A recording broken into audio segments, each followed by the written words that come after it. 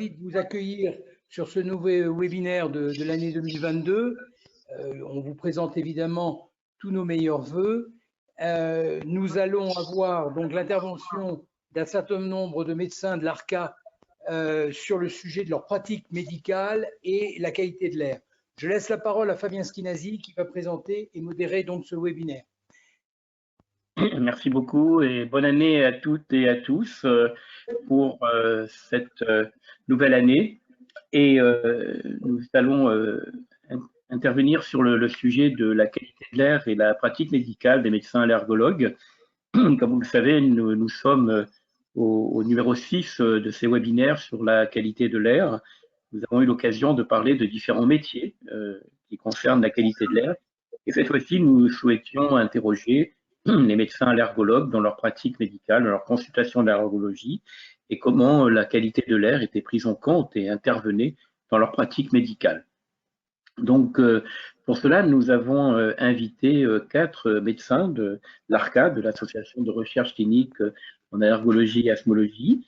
Donc, il s'agit de Patricia Tardieu, d'Éric Thomas, Sébastien Lefebvre et Édouard Sève. Je vais donner la parole à Patricia Tardieu tout d'abord pour se présenter. Bonjour, excusez-moi, j'ai un problème d'informatique. Voilà, donc je suis Patricia Tardieu, donc allergologue à Saint-Quentin, dans les Hauts-de-France depuis 30 ans. Donc j'exerce l'allergologie de manière exclusive. Donc mes patients donc, ont des problèmes respiratoires, autant que cutanés, et donc des problèmes d'allergie alimentaire. Dans notre pratique, donc nous insistons sur la pollution de l'air extérieur, intérieur, les habitudes de vie des patients et des habitants de la maison. Très bien. Merci beaucoup, Patricia. On va revenir évidemment sur ces différents points. Je donne également la parole à Éric Thomas pour présenter son exercice finalement et sa pratique médicale. Éric Thomas. Oui, bonjour à tous. Donc, je suis allergologue exerçant en libéral exclusive sur 2 sites, un dans le Grand Est, en Haute-Marne, et à Paris, 8e, en cabinet secondaire. Donc, effectivement, j'intègre beaucoup la qualité de l'air dans mon interrogatoire. Les questions sont posées par les patients de façon assez récurrente, souvent les mêmes, ils sont assez préoccupés par ça. Et puis, donc, on aboutit après à un bilan allergologique, donc à des conseils qui vont être ciblés en fonction de l'environnement dans lequel les gens évoluent. Eh bien, merci beaucoup. Nous allons justement développer ces sujets-là dans ce webinaire. Alors ensuite, Sébastien Lefebvre, nous avons souhaité avoir des médecins exerçant dans différentes parties finalement de la France. Et donc Sébastien Lefebvre, si vous pouvez également vous présenter et dire où vous travaillez et ce que vous faites comme activité. Oui, bonjour à tous, merci Fabien. Donc Sébastien Lefebvre, je suis chef de service du service d'allergologie au CHR de Metz, donc dans le Grand Est également, avec une activité exclusivement hospitalière, mais que d'allergologie. Et effectivement, comme l'ont dit mes 2 confrères auparavant, avec un intérêt particulier pour la prise en charge des patients et de manière globale, et donc en tenant compte de la qualité de l'air de manière holistique pour prendre en charge ces patients. Très bien, merci beaucoup Sébastien. Et enfin, je donne la parole à Édouard Sève. Édouard Sève, donc si vous voulez présenter votre activité, je souhaiterais aussi que vous disiez quelques mots. Nous n'avons pas ce matin la présidente de l'ARCA, Isabelle Bossé, qui n'a pas pu se joindre à nous. Donc je souhaitais, Édouard, que vous vous présentiez d'abord et ensuite que vous disiez quelques mots sur l'ARCA et son rôle. Alors, donc, Édouard Sève, enchanté, bonjour à tous. Je suis allergologue. Alors, moi, j'ai une activité mixte, à la fois à l'hôpital et à la fois en ville, en cabinet de ville, sur Fontainebleau, pour les deux, donc dans le sud Île-de-France, un peu le centre de la France. Et du coup, je fais de l'allergologie un peu générale. Donc, il y a beaucoup de pathologies respiratoires, notamment, effectivement, avec la qualité de l'air, que ça soit ORL ou plus pneumologique, mais aussi d'autres allergies, tout ce qui est médicamenteux, alimentaire, tout le reste. Le respiratoire, je dirais que c'est à peu près 50%, donc c'est quand même beaucoup de de patients, beaucoup de problématiques avec liées au domicile, au travail, à l'environnement, à pas mal de choses comme ça. Et donc un petit mot sur l'ARCA. Donc l'ARCA, c'est une association qui regroupe une centaine à peu près de membres. Principalement, c'est beaucoup de médecins. Il y a beaucoup d'allergologues, mais il y a aussi des biologistes. Il y a d'autres spécialités. Mais il y a aussi d'autres professionnels de santé. Il y a des conseillères médicales et d'autres personnes qui ne sont pas forcément dans le soin. Le but de l'ARCA, c'est vraiment de promouvoir justement à la fois le côté respiratoire de l'asthme, de la qualité de l'air, tout ça, par différentes choses. Donc, par la promotion d'études, par du soutien avec des bourses. Il y a de l'information, beaucoup justement au niveau du grand public, au niveau du côté industriel, via une lettre mensuelle, il y a un blog, et puis maintenant sur LinkedIn, sur les réseaux sociaux, pas mal d'informations. Et notamment aussi avec une démarche de labellisation, justement pour essayer de promouvoir, de valoriser les professionnels qui feraient l'effort d'essayer de réduire le nombre d'allergènes, d'améliorer la qualité de l'air avec un label allergène contrôlé et air intérieur contrôlé. Donc ça, on pourra en reparler sans doute après. Très bien, merci beaucoup. Alors, effectivement, je voulais structurer notre discussion et puis nous répondrons ensuite aux questions des participants. Effectivement, vous avez évoqué dans votre exercice professionnel la part des allergies. Je voulais qu'on revienne un petit peu sur ce sujet et savoir finalement dans votre consultation aux uns et aux autres la part finalement des allergies alimentaires par rapport aux allergies respiratoires ou cutanées et également dans ces allergies respiratoires ou cutanées la part des allergènes. Je serais intéressé de savoir quand vous faites vos bilans allergologiques ce qui domine finalement en termes d'allergènes, s'agit-il de pollen, quel type de pollen, également d'autres allergènes domestiques. Voilà, c'est pour ensuite, quand on va discuter de l'interrogatoire ou des demandes des patients ou des conseils que l'on peut donner, savoir finalement dans une consultation d'allergologie, qu'elle soit donc libérale ou à l'hôpital, la part de ces allergènes qu'on peut retrouver dans cette consultation. Alors, Patricia, peut-être, si vous pouvez nous donner la part un petit peu des choses pour qu'on se rende compte dans votre consultation, votre propre expérience, quelle est la part de ces allergènes? Pardon, Patricia, oui, allez-y. Merci. Donc, je dirais qu'il y a deux versants. Il y a les allergies respiratoires que nous allons avoir toute l'année, les pérannuels, on va dire, donc qui sont, à mon avis, à peu près à 80% dus aux acariens, ensuite aux animaux et aux moisissures, et d'autre part, les allergies au pollen. Pour les pollens, dans les Hauts-de-France, on a une saison qui va aller de février à fin août.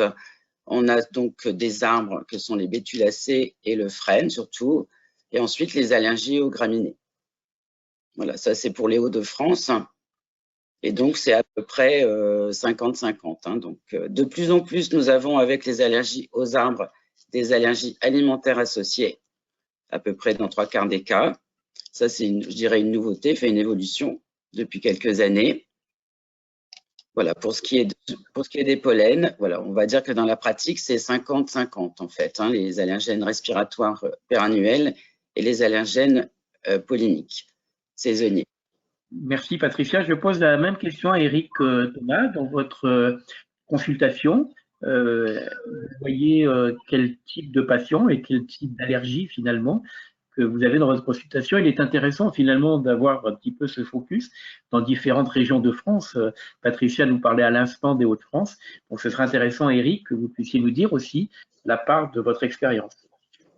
Je pense que je vais dire à peu près la même chose parce qu'il y a les allergènes qu'on trouve dans la partie nord de la France. Ça reprend le Hauts-de-France, le Grand Est et même Paris. Je découvre depuis la 3e année qu'on a à peu près les mêmes allergènes qu'en milieu rural, parce que moi, mon cabinet primaire est en milieu rural.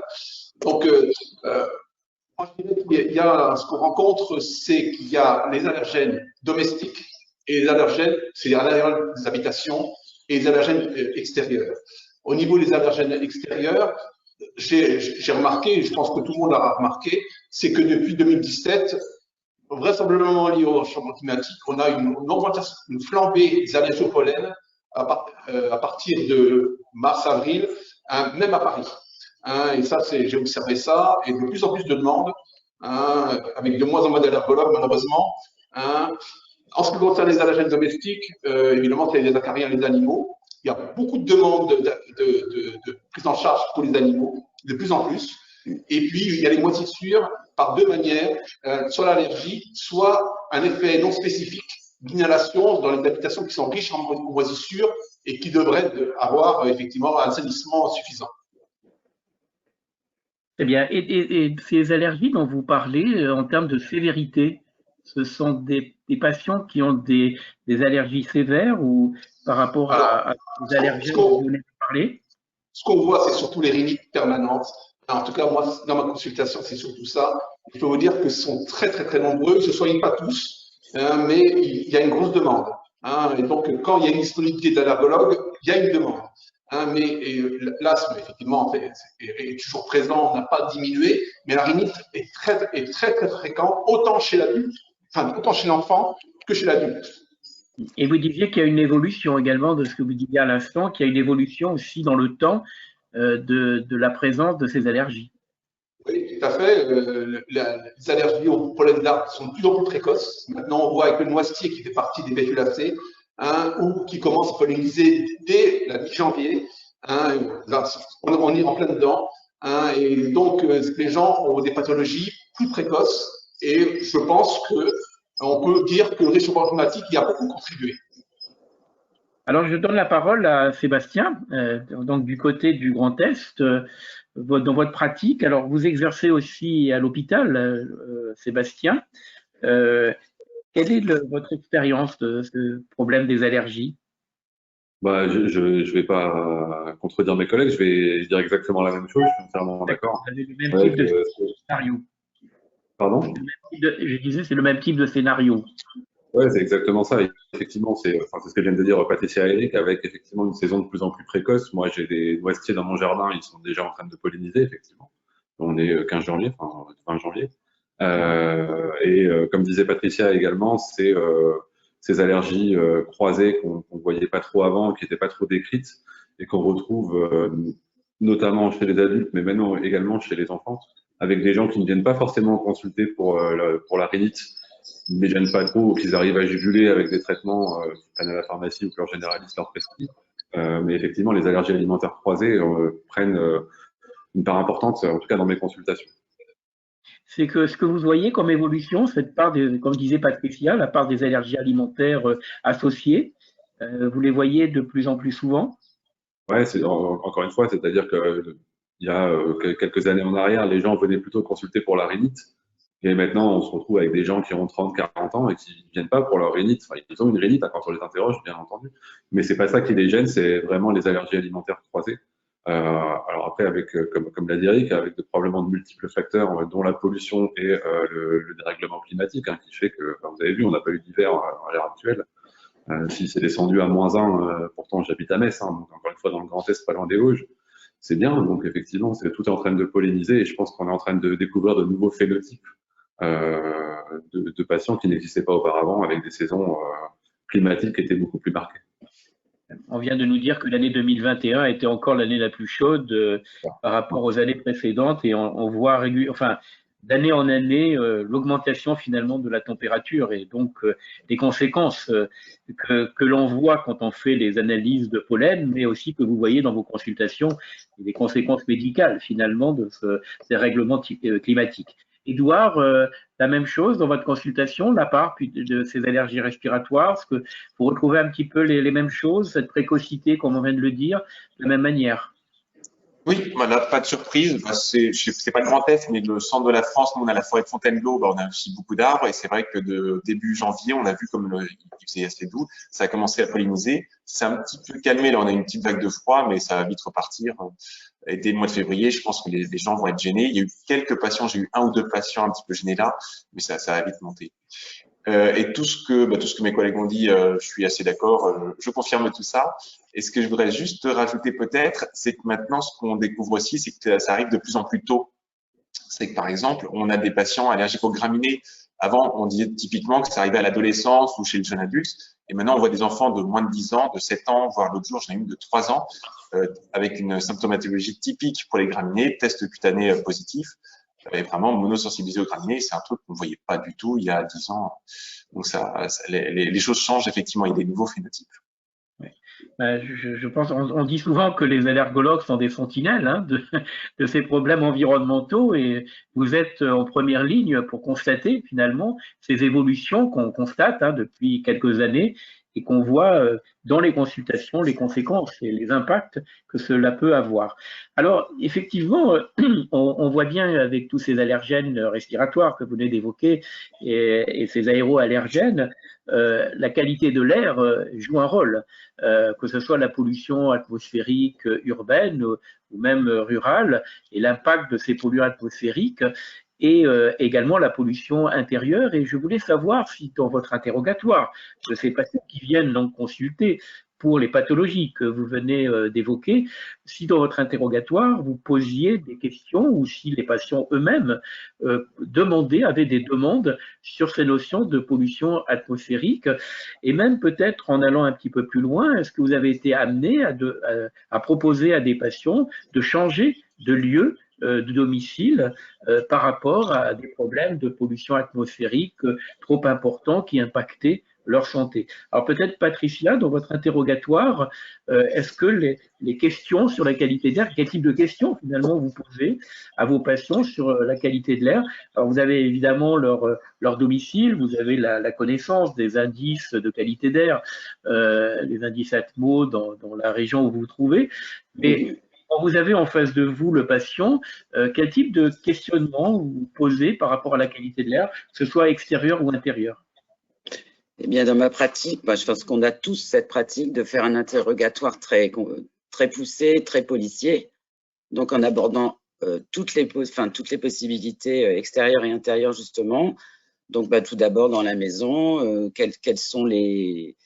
est-ce qu'il y a des animaux? Est-ce qu'il y a de l'humidité visible? Est-ce qu'il y a des moquettes? Voilà, en pensant à toutes les causes possibles d'allergie. Y a-t-il des animaux? Est-ce qu'ils dorment dans le lit? Est-ce que vous fumez? En prenant compte d'ailleurs avec toutes les sortes de la chicha, les fumettes, etc. Parce que je crois que il n'y a pas que le tabac. Ensuite, comment organisez-vous le ménage, par exemple? Est-ce que quand vous utilisez des produits, vous ouvrez les fenêtres? Enfin, je pose des questions, je laisse répondre les patients. Et après, donc, on discute de manière interactive.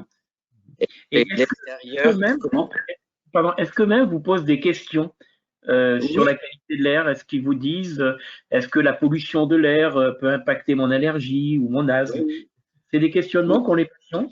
Tout à fait, les gens posent des questions parce qu'ils se rendent bien compte que parfois ils sont, par exemple, s'il y a une source de pollution, par exemple quand ils vont dans des grandes villes, nous on est un petit peu à la campagne quand même ici. Quand on va à Paris, justement, on a souvent des problèmes de nez qui pique, d'yeux qui coulent, et voilà. Donc ils se rendent bien compte qu'il y a quelque chose de différent. De différent par rapport à leur habitude, oui. Voilà, donc nous on a quand même beaucoup de culture par ici, donc il y a les engrais, donc c'est pareil, quand il y a des épandages, les gens s'aperçoivent que c'est un petit peu plus compliqué. Donc, voilà, savoir si à côté de chez eux, il y a une usine, s'il y a des champs, s'il y a des forêts. Voilà, on essaye de déterminer le plus près possible les habitudes de vie et l'environnement du patient. Alors ça va nous aider à choisir, entre guillemets, les tests, pour pouvoir poser notre diagnostic et traiter si possible. Et ensuite, ça va aussi nous permettre de donner des conseils et de répondre à leurs questions, voilà. Et dans ma question que j'ai posée, est-ce qu'il vous est arrivé de proposer à un patient de quitter l'endroit où il vivait parce qu'il était trop gêné par son environnement et que vous lui conseillez, par exemple, de quitter une ville où il y a une pollution automobile importante, par exemple, et de lui proposer, parce qu'il était très gêné, évidemment, du fait de la sévérité de sa pathologie. Ça vous est arrivé dans votre exercice professionnel? Non, je dois dire que par rapport à la ville, non. Peut-être conseiller à des gens qui sont très, très, très allergiques aux acariens d'aller vivre à la montagne, peut-être, si le métier le permet, voilà, pour que la famille suive. En revanche, pour les maisons, oui, j'ai déjà conseillé de quitter, enfin de faire quelque chose pour ou traiter, par exemple, souvent les problèmes de moisissure, ou alors de carrément quitter le logement. Ça peut arriver. Et on voit la difficulté pour un locataire, par exemple, de fait. trouver un autre logement. Eric, vous, dans votre pratique et dans vos interrogatoires, bon, bien sûr, la qualité de l'air, c'est un sujet, évidemment, pour lequel on interroge le patient, puis on a vu les différents types d'allergies. Dans cet interrogatoire, donc, vous prenez en compte en fait tous les facteurs de pollution qu'on vient de le dire, Patricia, et en particulier peut-être aussi par rapport au lieu où il habite.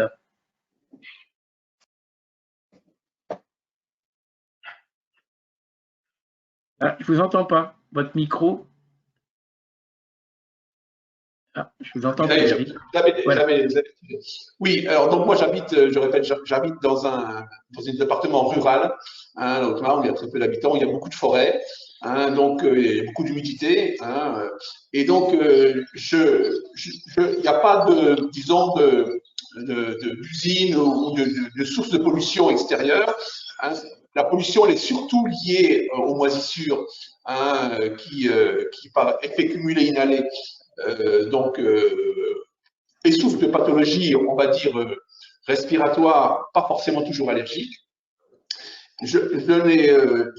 Comme Patricia, je conseille effectivement quelquefois de changer de logement parce que le règlement de l'assainissement des habitations, qui est de la responsabilité des maires, hein, je dois le rappeler, n'est pas toujours faite. Donc, ils n'ont pas de solution. Alors, par humour, je leur dis, si vous ne voulez pas d'allergènes, ni pollen, ni moisissure, ni acarien, vous allez vivre dans le désert. Hein, pendant 2 ans, et là, tout va guérir. Bon, ils rigolent, mais c'est quand même quelque chose qu'ils ne vont pas faire ce choix-là. Hein, alors, ce sujet d'humidité et moisissure que vous venez d'évoquer, on peut un petit peu creuser là-dessus. Vous disiez que c'est assez fréquent ce que vous rencontriez. Alors, évidemment, dans votre interrogatoire, vous allez poser la question sur ces problèmes d'humidité et de moisissure, non? Oui, c'est systématique. La literie, les animaux, l'humidité, le tabagisme passif et le mode de vie. Est-ce que vous avez un mode de vie par rapport à vos métiers ou vos loisirs, en extérieur plutôt ou en intérieur? Donc, ça va être leur exposition principale sur laquelle on va jouer pour donner des mesures de prévention de conseil. Hein, donc là-dessus, c'est un interrogatoire qui est systématique. Hein, et en peu de minutes, on peut avoir des réponses très rapidement sur l'environnement dans lequel les gens y vivent. Hein, et il faudra en tenir compte effectivement dans les traitements de désensibilisation en particulier et aussi dans les conseils de prévention par rapport à l'utilisation aussi de produits. Alors en ce qui concerne je rappelle quand même que la forêt est très très riche en moisissures et qu'on remarque, si on pose l'interrogatoire, que beaucoup de gens ont des pathologies respiratoires au décours de leur promenade en forêt. Et je suis amené à leur faire, puisque le confinement a permis de remarquer que le port du masque avait un intérêt très important anti-pollen, anti-moisissure, anti-acarien. Et donc, je l'ai amené quelquefois à dire d'aller se promener en forêt avec un masque. C'est quand même assez paradoxal parce qu'ils y vont pour une certaine qualité de l'air. Mais quand ils sont sensibles, quand ils sont des pathologies respiratoires, les moisissures ont un effet délétère quand même par effet cumulé assez important. Effectivement, on a l'habitude déjà depuis quelque temps de porter le masque. Il y a des débats, justement, le port du masque à l'extérieur. Certes, évidemment, le virus, on va peut-être pas le trouver dans les endroits que vous venez d'évoquer, mais effectivement, ce problème de moisissure, et j'en discutais il n'y a pas très longtemps avec des médecins allergologues qui disaient que le port du masque pouvait aussi améliorer la situation et que peut-être cette habitude que nous avons prise maintenant depuis 2 ans, eh bien peut-être on peut la proposer aux personnes allergiques dans certaines situations. Alors Sébastien Lefebvre, les moisissures, c'est aussi un problème dans le Grand Est?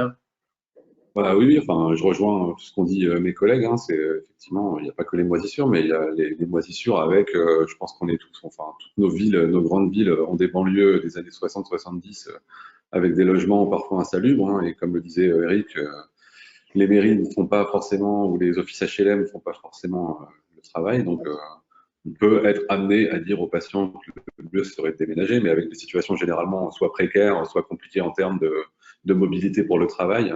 Donc, c'est extrêmement compliqué. C'est un conseil qu'on peut donner, mais c'est un conseil un peu vain, à mon sens. Enfin, voilà, c'est compliqué, quoi. Après, ils peuvent rentrer dans des procédures avec la mairie ou les offices HLM, bien entendu. Moi, chez moi, il y a quand même quelques usines c'est la Moselle et le Grand Est de ce côté-là, c'était quand même quelque chose de très industriel. Donc, on a encore des usines qui sont extrêmement, enfin, qui marchent encore. Il y a ArcelorMittal, on a une centrale nucléaire, etc. Avec effectivement, alors pas forcément des allergènes, mais des irritants et des gens qui vont décrire des problèmes au travail, notamment. Et donc, on travaille communément avec les médecins du travail pour essayer de faire la part des choses entre allergies et irritants dans ces situations. Et je vais donner la parole à Édouard, mais j'aurais aimé aussi vous poser une question à propos de ce qui s'est passé en 2020 avec le confinement. Dans les maisons et dans les logements, on a demandé aux personnes donc de rester à la maison. Donc, on a eu une durée d'exposition, j'allais dire, à l'intérieur de manière plus importante. Est-ce que vous avez constaté dans les situations de confinement de la population, ensuite on les a un peu limitées, mais il y a eu quand même une période assez particulière en début 2020 sur le confinement. Est-ce que vous avez constaté que cette notion de confinement, le fait qu'on reste plus longtemps à la maison, avait aggravé peut-être certaines pathologies? Est-ce que vous avez eu des éléments là-dessus? Je pose la question à tout le monde, mais d'abord Édouard. Alors oui, en fait, il y a eu du mieux, il y a eu du pire. Les gens qui étaient par exemple allergiques aux acariens, s'il y en avait au domicile, ça s'est aggravé et on voit que maintenant avec le télétravail, ils sentent bien qu'ils sont leur asthme, leur rhinite s'est aggravé. Le fait de rester plus longtemps à la maison, là, ils sont exposés plus longtemps et du coup ils ont plus de symptômes. Mais parfois c'était plus au travail qu'il y avait des acariens parce qu'il y avait une vieille moquette, une clim qui marchait pas. Et au contraire, ils sont mieux en télétravail. Donc effectivement, ça a pu dévoiler certaines situations à risque.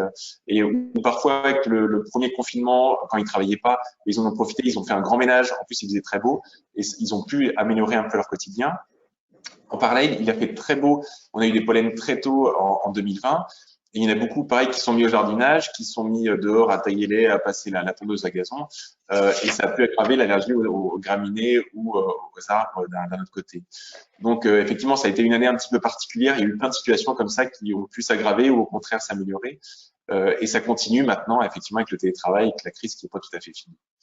Oui, parce qu'en ce moment, justement, on demande de télétravailler le plus longtemps possible. Et donc, une grande partie des personnes sont à la maison. Or, la maison n'est pas forcément adaptée au travail. Et on se retrouve dans un poste de travail à la maison sans forcément avoir tous les moyens nécessaires. Oui, donc voilà, tout dépend s'ils ont eu le temps, ou si ça dépend du domicile, s'il était sain, s'ils ont appliqué toutes les mesures qu'on peut leur proposer. Et voilà, et ça dépend aussi du travail, quelles étaient les conditions de travail en fonction des moquettes, de la ventilation, de la clim, de tout ça. Donc là, il faut vraiment faire attention, 2 fois plus attention au domicile maintenant que les gens sont en télétravail. Alors, je voulais poursuivre sur les conseils que vous donnez. Comme vous le savez, l'ARCA a publié des conseils pour les patients allergiques. Patricia, quel type de conseils donnez-vous ou qu'est-ce que demandent des patients aussi par rapport à tel ou tel conseil? Quels sont les exemples de conseils qui vous semblent un peu emblématiques par rapport à ces problèmes d'allergie et lors de votre consultation, les types de conseils majeurs que vous donnez ou de manière très régulière? De manière générale, bon, on va parler des conseils d'aération d'abord. Oui. D'aérer la maison, fenêtre grande ouverte au moins 10 minutes par jour. C'est toujours mieux grande ouverte que laisser en oscillobattant toute la journée, par exemple. Même si dehors, il y a de la pollution, ça sera toujours moins pollué dehors que dedans. Ensuite, des conseils pour la literie, d'aérer la literie, bien sûr, de laver les draps très souvent. Donc ça, quelles que soient les personnes. Ensuite, on peut aussi parler des animaux, de leur interdire la chambre, par exemple, si vous avez des animaux à la maison. Donc, de les mettre, qu'ils puissent aller dehors si c'est possible et surtout de leur interdire la chambre, de ne pas fumer dans la maison. même à la fenêtre, parce que bon, on sait qu'il y a quand même des particules fines qui se déposent sur les murs, etc. Voilà, le maître mot, je pense que c'est aérer, ventiler, et puis avoir des… Alors, ouais. Ce mot d'aération, évidemment, c'est le mot-clé. Enfin, il y a aussi toute la maîtrise des sources de pollution dont vous évoquez, notamment les sources allergènes. Mais je reviens à ces notions d'aération. Et peut-être, on a perdu Eric entre-temps. Je ne le vois plus sur l'écran, Eric. Ah, on a perdu Eric. Si vous pouvez le retrouver. Je reviens à Patricia. Ces questions sur l'aération, c'est vous qui donnez ces conseils ou les personnes vous demandent des conseils sur la manière d'aérer leur maison? Ce sont eux qui demandent ou c'est vous qui préconisez l'aération? Les deux, je pense que voilà. De toute façon, la discussion est ouverte, donc je pense que voilà, la question… C'est un sujet pour les patients, la qualité de l'air, c'est-à-dire le fait de se dire oui, il faut aérer. Est-ce qu'ils en parlent?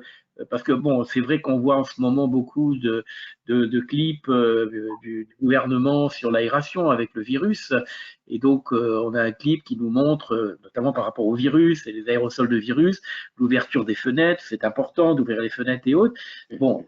Aujourd'hui, effectivement, on a sensibilisé la population sur l'ouverture des fenêtres, mais avant le Covid, c'est quelque chose quand même qui revient régulièrement et que les patients peuvent demander. Merci Eric de revenir. Donc l'aération est vraiment… Est-ce que l'aération reste au centre un petit peu de vos discussions sur la partie qualité d'air intérieur? Je pense pas forcément, non. Je pense qu'il y a des gens qui ne réalisent pas qu'en laissant leurs fenêtres fermées, donc ils concentrent en fait les polluants. Ils n'ont pas cette conscience en fait de l'ouverture des fenêtres, par exemple. Pas partout, non, je pense pas. Non. Eric, vous êtes revenu. Nous parlions des conseils que l'on pouvait donner aux patients et donc, bon, Patricia vient d'évoquer un certain nombre de conseils qui sont classiquement donnés aux patients allergiques, mais je voulais mettre un peu l'accent sur l'aération et la manière dont vos patients parler d'aération. Est-ce que ce sont eux qui vous en parlent ou est-ce que c'est vous qui en parlez à vos patients disant c'est important d'aérer, d'ouvrir régulièrement les fenêtres, grandes ouvertes, etc. De parler de ce sujet du renouvellement de l'air en fait pour évacuer les polluants, les allergènes, etc. Alors moi, c'est surtout que j'insiste surtout au niveau de la chambre parce que c'est un lieu où on va rester entre 6 et 8 heures. Donc, c'est là qu'on va inhaler le maximum d'allergènes ou de polluants.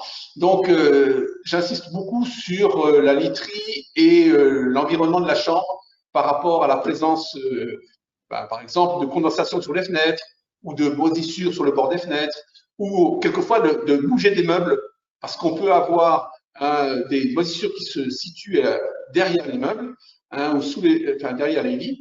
Et donc, il faut, quand on fait le ménage, il faut aller insister vraiment sur tous les coins parce que les moisissures ne sont pas toujours visibles. Quand elles sont visibles, c'est qu'elles sont déjà très abondantes. Et donc, là-dessus, les sources de… Et puis, je fais aussi très souvent un test avec des absorbeurs d'humidité qu'on achète dans le commerce, en bricomarché, et voir s'ils donnent.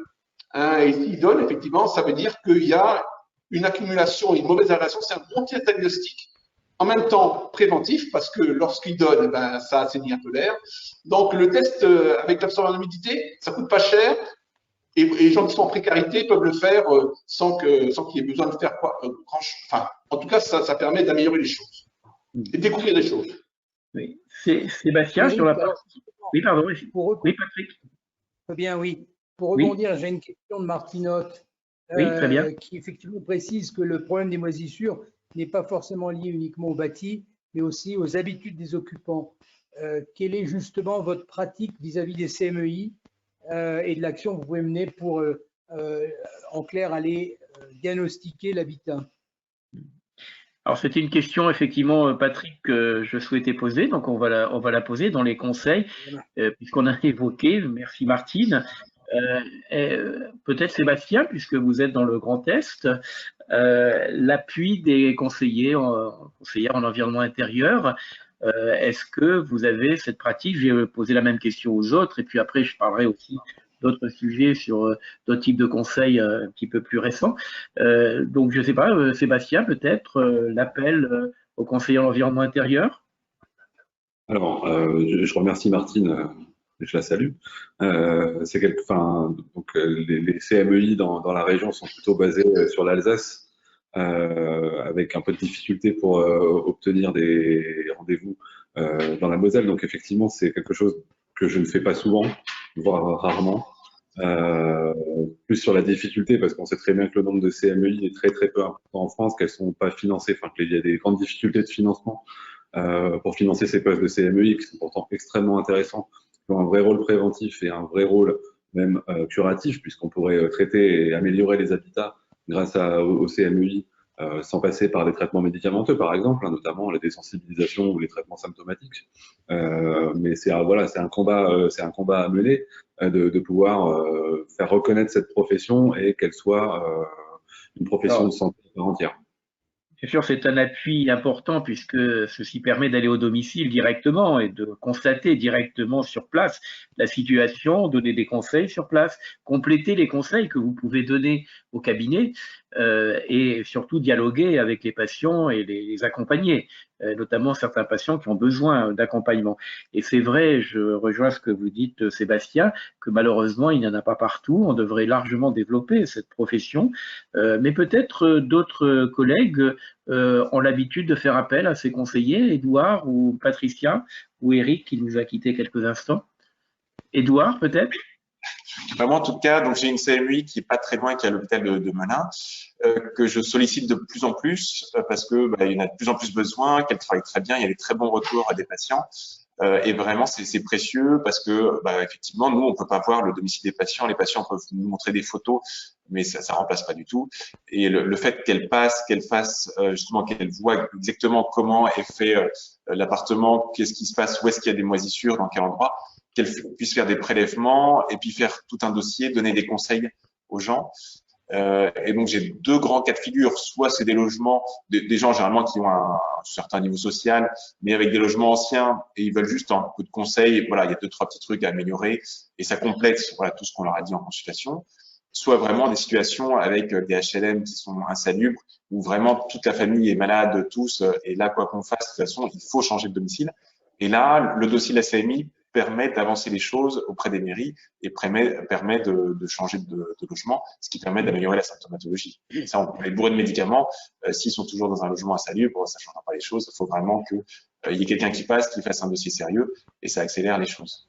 Bien sûr, évidemment. Eric, peut-être sur le côté conseil à domicile, au-delà des conseils que nous avons évoqués à l'instant, qu'on peut donner au cabinet évidemment, l'appui d'une conseillère, un conseiller qui va au domicile pour accompagner, aider le patient dans son environnement intérieur. Vous faites aussi appel Alors, oui. Alors, moi, je ne fais pas directement appel. J'ai été amené à avoir des patients qui étaient, parce que mon département est près de la Franche-Comté, et donc il y a disons un réseau qui s'appelle le RART en Franche-Comté qui est très développé et qui a des CMEI et qui amené à faire des conseils avec des patients qui étaient dans les zones frontières avec mon département. Moi, sinon, je n'ai pas eu vraiment à faire de demande.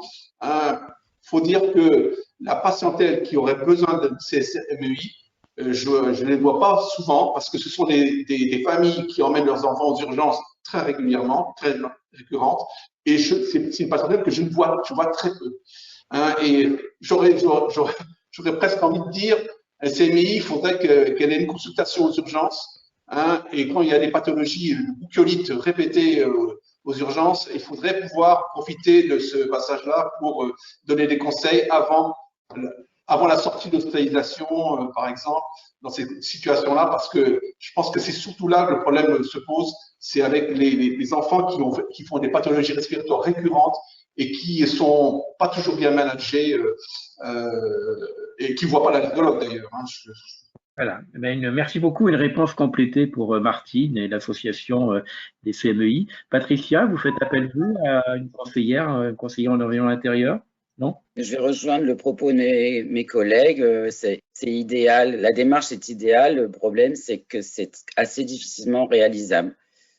Bon, On n'a pas toujours la possibilité, c'est ça ce que non, vous dites? non. C'est cela. Alors, est-ce que vous avez vu, ces derniers mois se sont développés, on en parle beaucoup aujourd'hui, ces notions de capteurs de CO2 ou des sondes qui peuvent mesurer la température, l'humidité, donc le CO2. Est-ce que vos patients vous posent des questions sur l'utilisation d'outils de mesure de polluants, puisque bon, s'ils sont conscients que là, il y a une pollution à l'intérieur de leur logement, ils pourraient être amenés à vouloir rendre visible cette pollution par des mesures de concentration de tel ou tel polluant. Est-ce que ce type de questions vous arrive dans votre consultation? Docteur, pensez-vous que je devrais m'équiper d'un appareil de mesure de la pollution et notamment du CO2? Je ne sais pas, Patricia, Eric, Edouard ou Sébastien, vous pourrez la parole comme vous voulez pour me dire si ce type de questions vous arrive actuellement dans vos consultations, parce que vous avez vu qu'on en parle énormément, et en particulier pour les écoles en ce moment. Peut-être Eric, oui, par rapport à ces outils de mesure. Alors, moi, personnellement, même sur les deux sites, que ce soit à Paris, qui fait l'Île-de-France, et puis dans la Haute-Marne, j'ai pas encore ce genre de demande. Hein, mais ça va venir. Par contre, on sait qu'il y a eu des décrets européens qui ont défini des seuils qui permettaient de pouvoir évaluer le degré de pollution dans les institutions, enfin dans les écoles en particulier, ou dans certains bâtiments institutionnels. Hein, je ne suis pas sûr que beaucoup de mairies, en tout cas moi, j'en connais pas, qui ont investi dans ce genre d'outils. Hein, et donc, je pense que ça serait très utile déjà dans un premier temps dans tout ce qui est institutionnel. Ça donnerait l'exemple par rapport aux habitations privées, aux établissements autres, pour que il faudra communiquer là-dessus d'ailleurs. 20% des écoles sont actuellement équipées en capteurs de CO2. 20% seulement. Voilà, donc ça répond en partie à votre question. Sébastien, Edouard ou Patricia, est-ce que ce type de questionnement vous arrive? Moi, jamais. Sébastien? Non, jamais eu cette question. Après, il y a même des parents pour leurs enfants, puisqu'ils ont vu peut-être qu'à l'école, on mesurait le CO2 et qu'on pouvait mieux aérer si on avait un capteur de CO2. Ce n'est pas une question qui vous arrive pour l'instant? Non, pas du tout. Et alors, en plus, comme vous avez dit, Fabien, s'il y a 20% d'écoles équipées, moi, en tout cas, chez moi, j'en connais pas non plus. Et puis, c'est toujours, voilà, alors, autant sur le CO2, pourquoi pas. Après, sur les polluants intérieurs, ça reste, il y a des normes. Je ne sais pas comment sont faits les capteurs. Je reste toujours un peu dubitatif là-dessus, quoi. C'est bien beau d'aller proposer des capteurs aux gens. Ma montre me donne ma fréquence cardiaque et ma glycémie, mais ça marche pas très bien en vrai, quoi. Donc voilà, il y a des normes, il y a un device derrière. Moi, je préférerais qu'on ait des mesures de bon sens, comme on a dit, aérées de manière régulière, que ça soit à la maison ou dans les institutions, plutôt que d'aller s'équiper de trucs coûteux dont on sait pas comment s'en servir, dont on sait pas quoi faire derrière, en fait, quoi. Si vous avez un taux de formaldéhyde au taquet à la maison et que vous avez un joli capteur, bah c'est bien, mais ça s'arrête là. Non, vous avez raison, en fait, la mesure ne peut pas tout faire. On a déjà eu un webinaire sur ce sujet. Edouard, ce type de questionnement? En fait, est-ce que je peux m'équiper d'outils de mesure? Parce que vous m'avez parlé de la pollution dans ma maison, donc je voudrais la mesurer. Est-ce que c'est des questions qui vous sont posées en consultation? Je pense que spontanément, beaucoup de gens sous-estiment la pollution intérieure. Et là, surtout en hiver, les gens disent bon non, il fait froid, je vais pas aérer. Par contre, l'été, effectivement, j'aère. Mais là, en ce moment, j'ai pas envie d'aérer, il fait trop froid. Et on leur explique que non, c'est surtout quand il fait froid qu'il faut aérer, parce que pour les acariens, ça va être mieux, qu'il faut ventiler, qu'on passe plus de temps à l'intérieur en hiver. Du coup, il faut d'autant plus aérer. Et ils sous-estiment cette problématique-là. Ça commence à venir un tout petit peu. Chez nous, la mairie a équipé justement toutes les écoles pendant les vacances de Noël. Donc effectivement, les gens se disent tiens, pourquoi est-ce qu'on équipe, voilà, quel est l'intérêt? Mais de là à mettre un capteur chez eux au domicile, je pense qu'on n'en est pas encore là. Et il y a encore, ça vient petit à petit, mais les gens se posent pas trop de questions de ce côté-là. Ils se posent plus la question de l'humidité à domicile que de la pollution à domicile. Bon, ben c'est bien de noter cette situation. Peut-être dans quelques temps, nous aurons l'occasion d'en reparler et de voir s'il y a une évolution ou pas. Patricia, là aussi, pas de questionnement? Non. Non plus, pas de questionnement. Il y a justement une question de Mélanie Chevalier. Oui, je vous en prie. Savoir si effectivement vos patients posent plus de questions sur les appareils de dépollution d'air, de l'air intérieur. Je voulais arriver à ça aussi, Patrick, et c'était une des questions que je souhaitais poser, puisque effectivement, vous avez donné un certain nombre de conseils sur les allergènes, comment faire une éviction des allergènes, comment lutter contre une pollution intérieure, comment bien aérer sa maison. On vient d'en parler à l'instant, est-ce qu'il y a des outils ou pas. Effectivement, est-ce que vous avez des questions cette fois-ci sur des conseils ou des demandes sur des appareils qui font du traitement de l'air comme des purificateurs d'air? Vous avez vu aussi que c'est un sujet qui est devenu très médiatique, même très politique aussi, puisqu'on a équipé certaines régions et des écoles, des lycées, des collèges par des purificateurs d'air. Bon, c'est un sujet sur lequel je travaille depuis de très nombreuses années, mais je voulais savoir, évidemment, si vos patients vous posez ce type de questions en disant, voilà, vous m'avez parlé de la pollution, est-ce qu'il existe des appareils, ou alors pas uniquement des appareils, aussi d'autres moyens, d'huile essentielle ou d'autres systèmes qui pourraient épurer l'air de ma maison pour que je puisse respirer un air plus sain. Est-ce que vous avez ce type de questionnement, soit sur des appareils mobiles, soit sur des produits assainissants de l'atmosphère, par exemple des produits qu'on vend en pharmacie et qui pourraient donc dépolluer l'air d'allergènes ou autres? Est-ce que c'est des questions qui vous sont posées?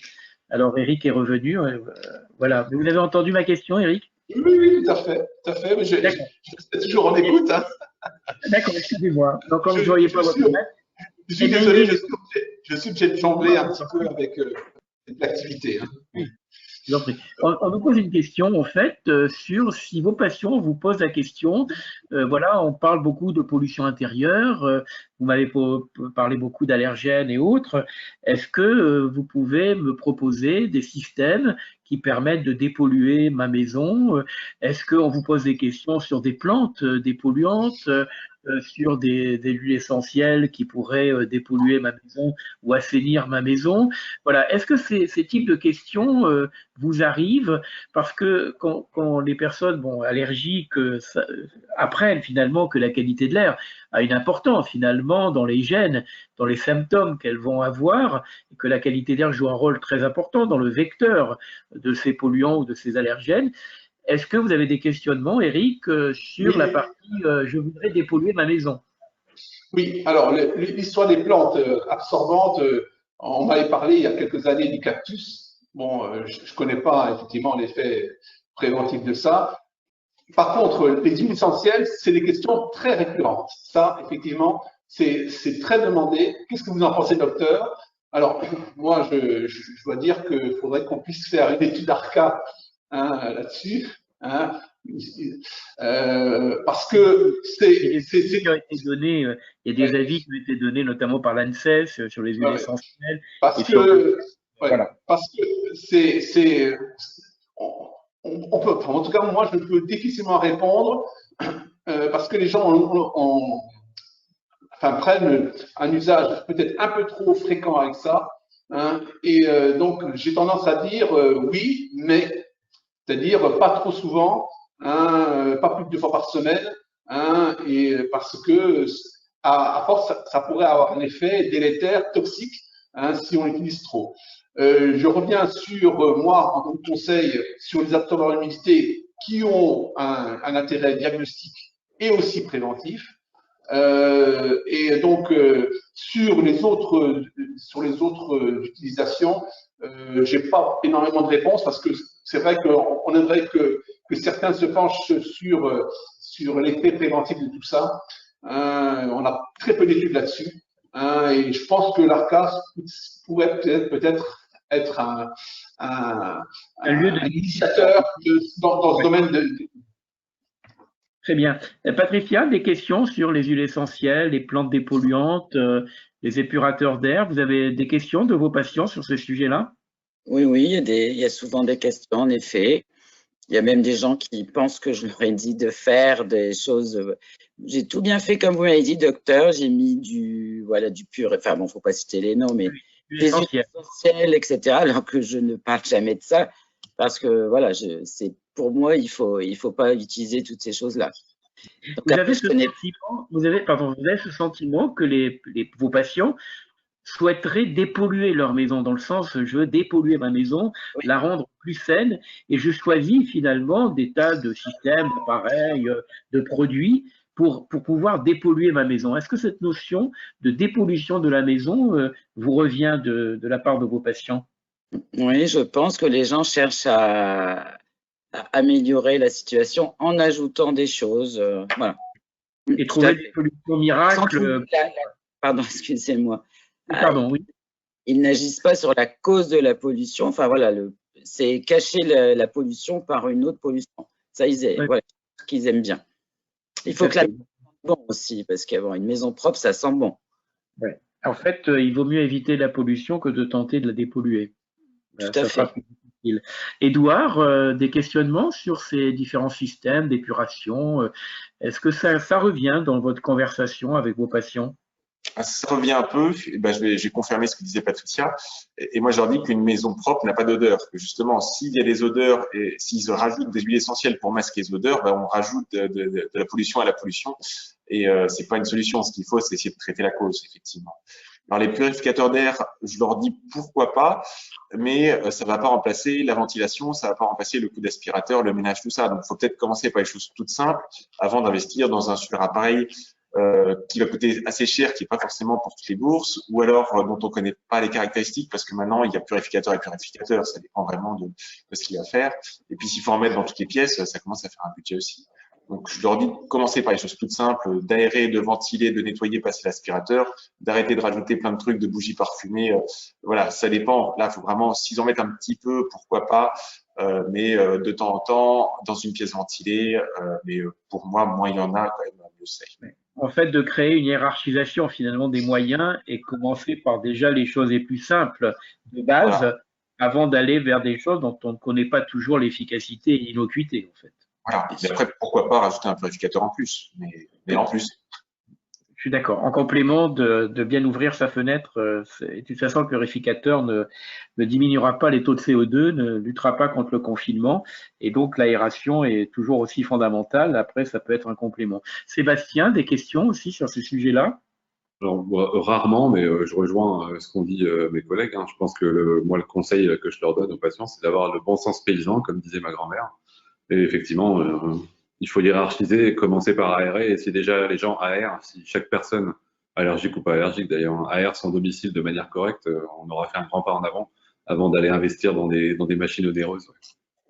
Vous avez raison, je pense qu'il y a déjà les problèmes de base. Oui, c'est Patrick qui voulait prendre la parole? Oui, une question de Thierry Touzard, quoique la réponse me semble une évidence, mais les huiles essentielles et les bougies peuvent, pour remplacer un système de ventilation performant. Non. Pas bien compris la question. Non. Non, enfin, je pense qu'on a eu la réponse de nos confrères sur ce sujet d'ajout finalement de produits chimiques. Hein. Avec une bougie parfumée ou des huiles essentielles, on ajoute dans l'air intérieur des composés volatiles supplémentaires. Donc ça rajoute finalement aux polluants déjà existants. Voilà. C'est important. Est-ce que je peux faire? Oui, Patricia? Oui, voilà, c'est un petit peu, comment dirais-je, une remarque sur les matelas anti-acariens. Voilà, il y a beaucoup de gens qui nous disent on a acheté anti-acariens.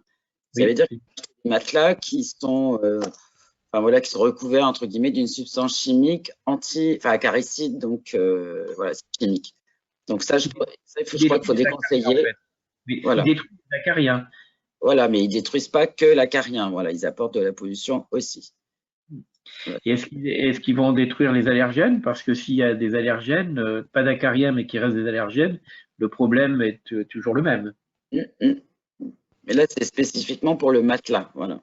Vaut mieux mettre une housse anti-acarien voilà, qui est validé, qui est voilà, homologué.